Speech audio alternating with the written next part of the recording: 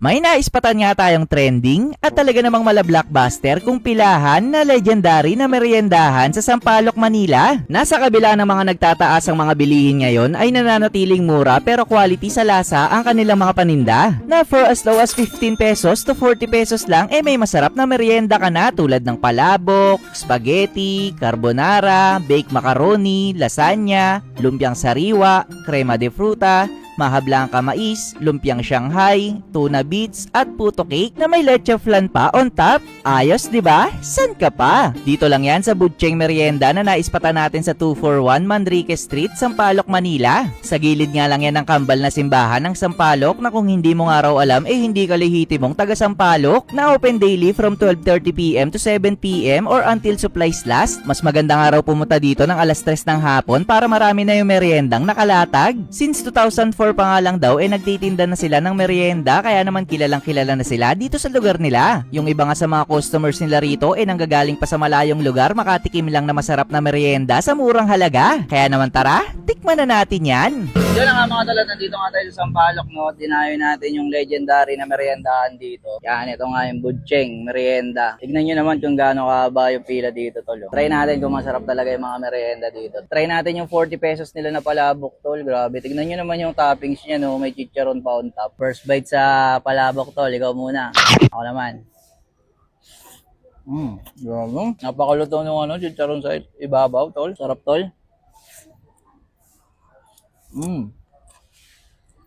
Next na try naman natin mga tol, yung kanilang carbonara. And cheesy, may ham, merong mushroom. Try natin.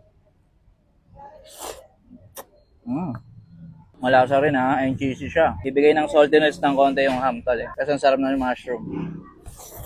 Chop din. Meron nga rin sila ritong lumpiang sariwa. Yan, 40 pesos tol oh. Laki oh. Dami sarsa. Panalo yung sarsa sa mga gulay-gulay. Ngayon ang isang subo pa tayo tol sa kanilang lumpiang sariwa. Nasarapan ako dito, manamis-namis, garlicky.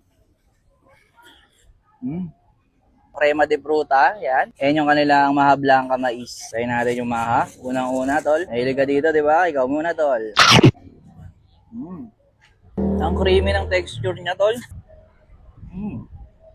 Parang natutunaw sa bibig. Sarap. Try naman natin yung crema de fruta. Wiwigil siya tol oh.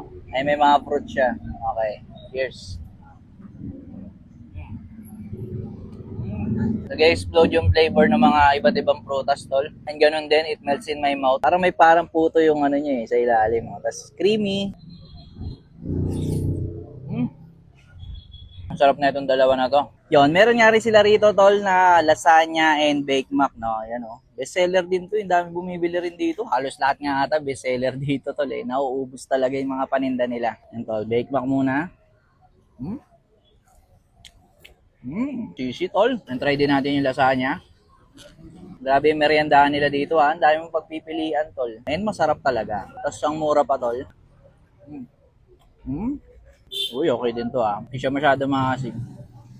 Manamis-namis din yung sauce. Very Filipino taste. Meron nga rin sila ritong puto cake oh. May leche flan sa ibabaw.